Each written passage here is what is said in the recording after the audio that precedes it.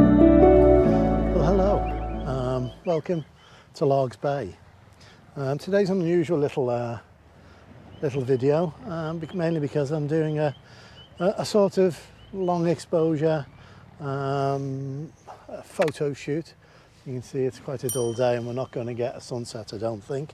But I'm also here to talk about a piece of equipment that I regularly use. It is Shimbol's Memory One, and it's a monitor recorder, and I think many of you who've been regular viewers may have seen something like this mounted on top of my camera. Now, Shimbol have said that I can say anything I want about this. They've sent it to me and they haven't told me what I have to say or anything like that, because if they had, I'd have refused to do this. So it's a completely honest review. And so let me get on and set it up on here, and then I'll talk you through this. I'll talk you through the long exposure photography that I'm going to do this afternoon. So why don't we just set it up? This just goes straight onto the cold shoe mount here. There are no electrical connections through this to the unit. There you go, nice and secure. And with this little lever we can adjust the angle depending on the angle of the sun. And the one added bonus of this unit over the one I use is that this one is a 2000 nit screen. Now, I wasn't sure what nits meant, so I had to go and check it up. But it's a measure of the luminance of the screen. And my go-to, or my previous unit, was 1000 nit. So I found it quite difficult sometimes in bright sunshine to actually see the recording, shall we say. But this, super bright, very easy to use. Now, how do we get the information from our camera into this monitor recorder? Well, simple, we just use a HDMI cable. And here's one I had earlier. There we go. It's not the one that comes with the unit, because my camera has a mini HDMI cable which comes out of the camera, and it goes to full-size HDMI, which goes in the in option, the in socket just up here. And then this one just neatly goes into the mini HDMI out on the camera itself. And the other thing we need to consider now is power to this unit. And luckily enough, I think these batteries are pretty much standard when it comes to these video recorders and monitor recorders, portable ones anyway. And it has a satisfying little click. It's held in solidly. And all it would need to do from that point on is switch it on. So the on-off switch is here on the top. It should take a moment or two. It's just warming up, and that'll just take a second or two to warm up. And then I'm going to use this. I'm going to use this as I would in the field, and we're going to take some long exposure of this wonderful little Coast Guard or lifeguard hut, and also of the jetty behind us. For you to see, it's as simple as using this big record button there. And now we're recording exactly what we can see through our lens. So it's a very simple little composition. I'm probably going to adjust this slightly. I'm just going to raise this up so we can see a touch more sky, which is more interesting to us than this scrubby grass, which has got several footprints through it. So at least the grass disguises pretty much most of those. So we're going to go with this, I think, this setup here.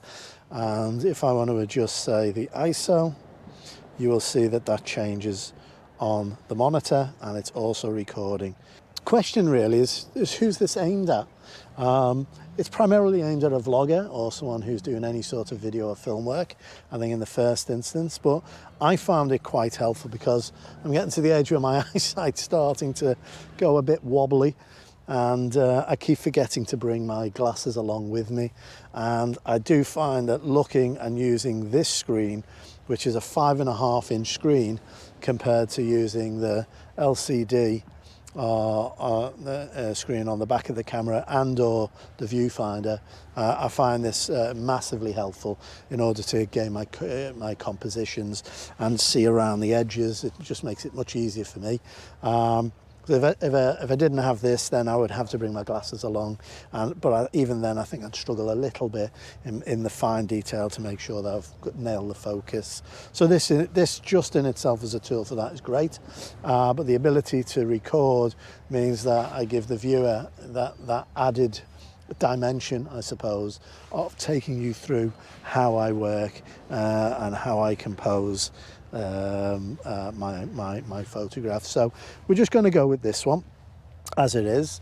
I'm going to push it up to about f16 just to see how we go, and that gives us around about 30th of a second. I'm on ISO 50. Okay, so if I'm going to do some sort of long exposure, I'm going to need to put some filters on, so I'm going to grab those now.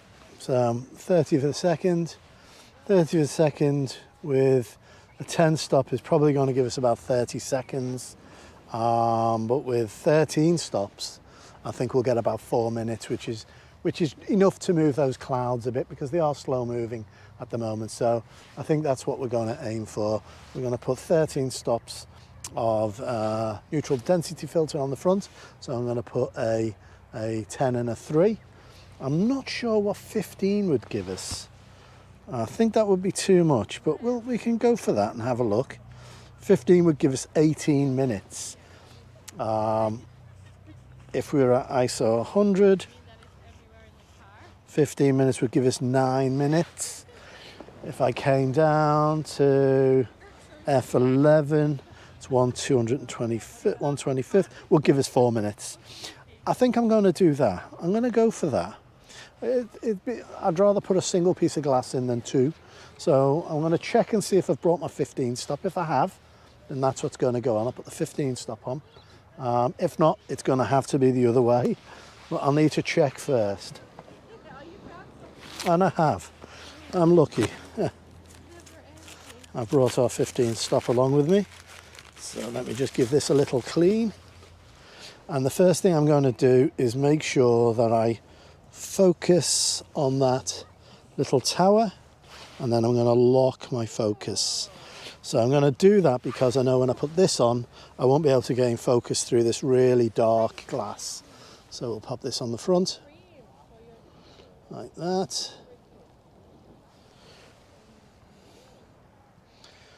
And then I'll need to set this onto manual. Once it's on manual, I should be able to go all the way up to 4 minutes, like this. I'm still recording, and 2-second timer, gone. 4 minutes, and we'll see what we get.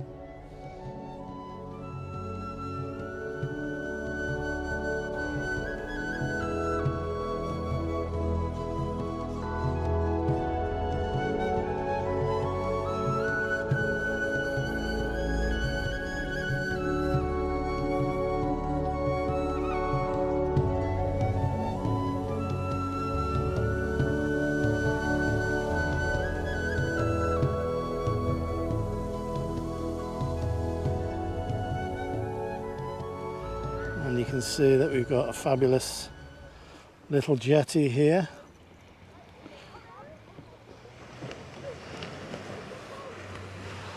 I think we'll need to take off some of that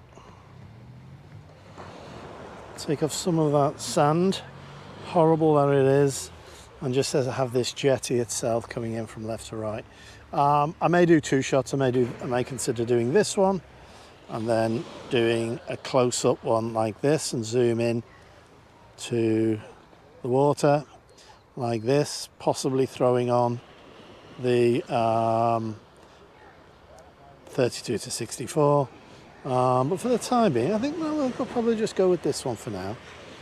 Okay, so that's what we're going to go for. So I'm going to put some filters in because that sky needs to come down.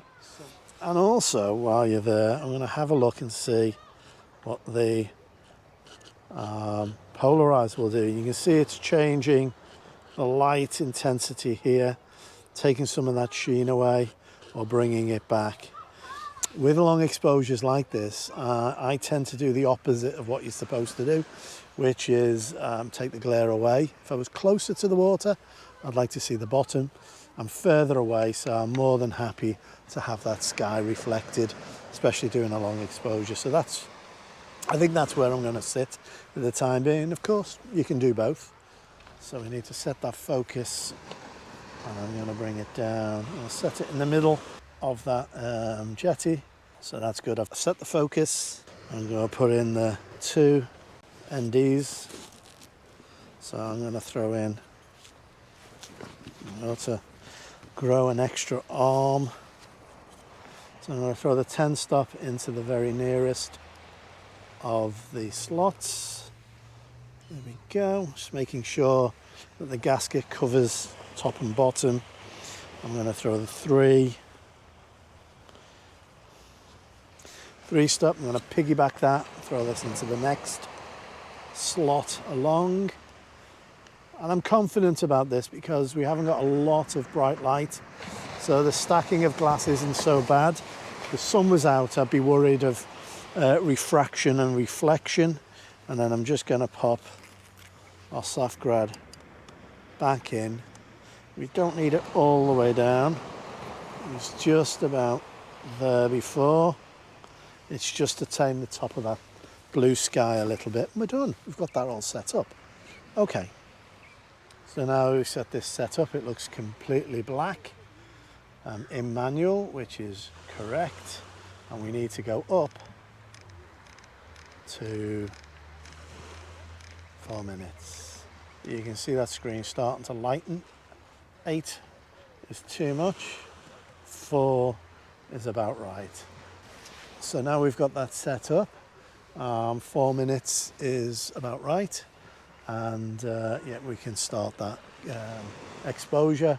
And with 4 minutes, I'm hoping the majority of people who are walking up and down this jetty will blare out.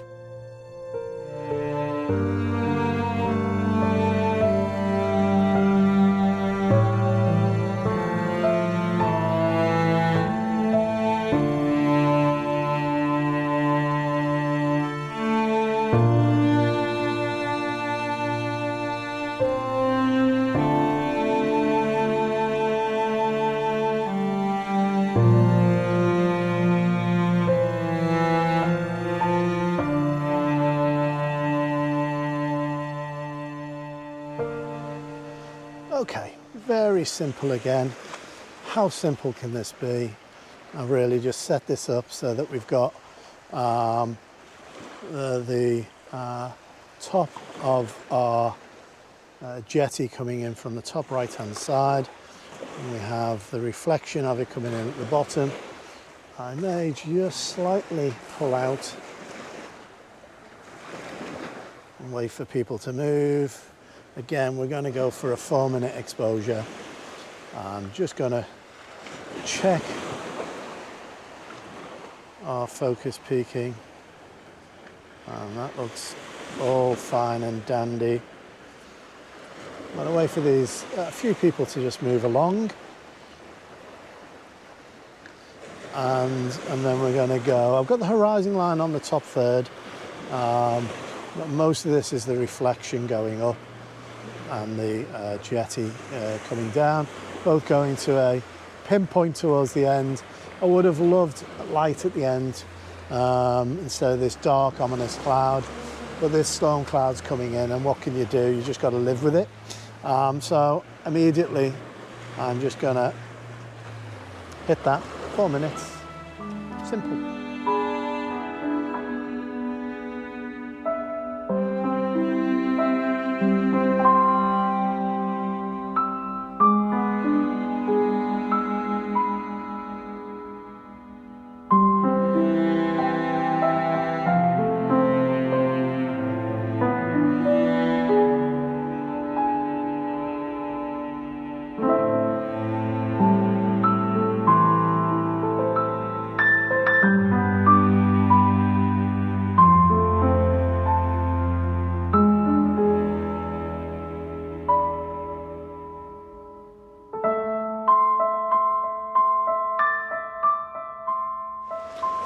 Okay, that's it for today. Hope you've enjoyed the images. Really, this is about getting out, doing some long exposure, just enjoying myself, using those filters to try and blur people out of our compositions, and it gives us an opportunity to use this new Shimbol Memory One. Would I recommend it to you if you were considering vlogging? Absolutely. Hopefully that gives you an idea of why I often have this huge piece of kit sat on top of my camera, and it's really so I can take you through the full journey through the lens. And I'd really recommend anyone who's thinking of doing a YouTube channel, after they've had a play with the usual things, maybe bought a GoPro, maybe using their phone and taking their photos as normal, and enjoy that process. If they ever want to take it to the next level, which is showing people how you work your camera, that sort of tutorial. If you want basic composition, you want to show them how to compose an image through the camera, then absolutely I would recommend this Shimbol. Build quality is second to none.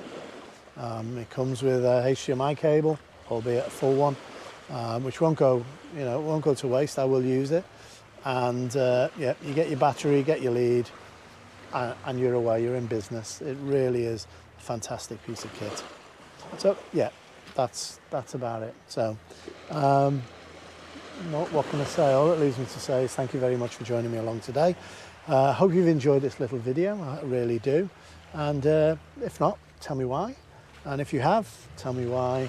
But please look after yourself, look after your loved ones, and until next time, see ya.